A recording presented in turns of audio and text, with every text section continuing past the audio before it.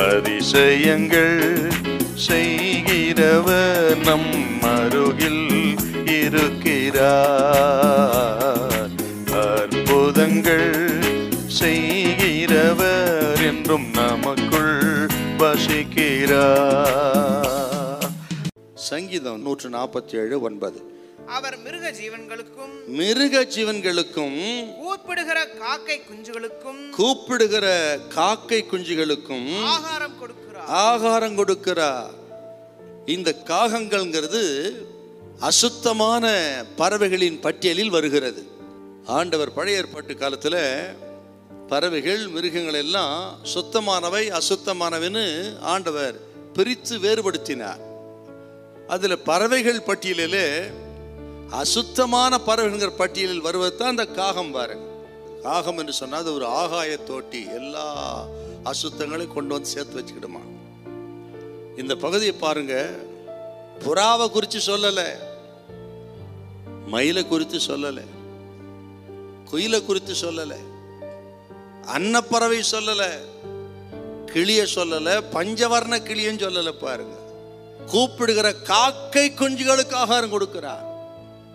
இந்த காகங்கள் அற்பமானது, அசுத்தமானது மட்டுமல்ல, அற்பமானது. ஆக மனுஷனுக்கு உதவி செய்யாத, பயன்படாத, அற்பமானது. அப்படிப்பட்ட அற்பமான அந்த காகங்களின் குஞ்சுகளுக்கு கூட அவைகள் கூப்பிடும் பொழுது ஆகாரம் கொடுத்து போஷிக்கிற தெய்வம். லூக்கா 12:24 காகங்களை கவனித்து பாருங்கள், அவர்களையும் பரமபிதா பிழைப்புட்டுகிறான்னு சொல்றாரு பாருங்க. ஆக இப்படி அசுத்தமான அற்பமான எதுக்குமே லாய்க்கில்லாத அந்த காகங்களின் குஞ்சுகளுக்கு ஆகாரம் கொடுக்கிறார் என்று சொன்னால், ஆக நீங்களும் நானும் யாருன்னு கேட்டா தேவனுடைய சாயலிலே படைக்கப்பட்டவர்கள்.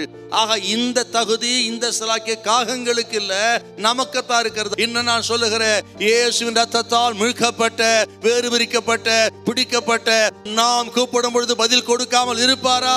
இன்றைக்கு சொல்ல ரட்சிக்கப்பட்ட தேவ ஜனமே, கர்த்தர் சொல்லுகிறார், உங்கள் கூப்பிடுதலுக்கு, உங்கள் ஜபங்களுக்கு பதில் கொடுப்பார் என்று கேட்டால், நாம் தேவ சாயலில் படைக்கப்பட்டவர்கள், இயேசுவின் ரத்தத்தால் மீட்கப்பட்ட ஜனம். ஆக அப்பா என்று கூப்பிடும் பொழுது இதோ இருக்கிறேன் என்று பதில் கொடுக்கிறவர். மட்டுமல்ல, ஆகாரத்தை கொடுத்து, ஜீவனை கொடுத்து, எந்த தீங்கு வராமல் பாதுகாக்கிற அன்பின் தெய்வமே. காகம் குஞ்சுகளுக்கே அவர் ஆகாரம் கொடுப்பார். ஆனால் நமக்கு ஆகாரம் கொடுப்பது, நம்மை பாதுகாப்பது, நமது ஜபத்தை கேட்பது அதிக நிச்சயம்.